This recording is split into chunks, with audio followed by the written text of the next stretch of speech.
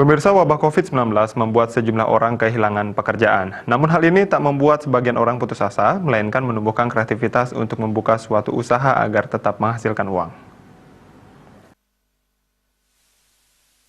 Di masa pandemi COVID-19 ini berdampak terhadap berbagai sektor di Bali. Sektor pariwisata yang menjadi tulang punggung perekonomian di Pulau Dewata paling terdampak virus mematikan ini. Hal ini pun memaksa karyawan yang bekerja di sektor pariwisata harus dirumahkan. Namun kondisi tersebut tak membuat sejumlah orang terpuruk, melainkan tetap menggali kreativitas agar bisa bertahan hidup di situasi seperti ini.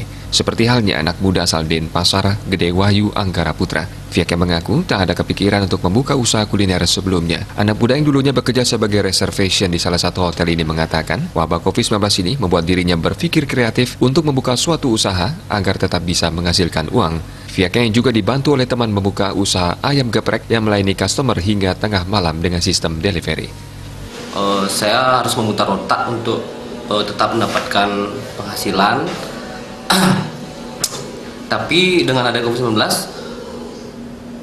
jadi saya langsung otomatis terdidik untuk berpikir kreatif, membuat suatu usaha yang bisa menghasilkan uang untuk terus menjalani hidup, biarpun di situasi yang sangat susah, tapi saya masih bisa tetap menghasilkan uang. Nah, jadi awalnya saya berpikir apa sih yang bisa kita buat di pandemi ini. Kayak masih banyak perusahaan yang bangkrut, yang tutup.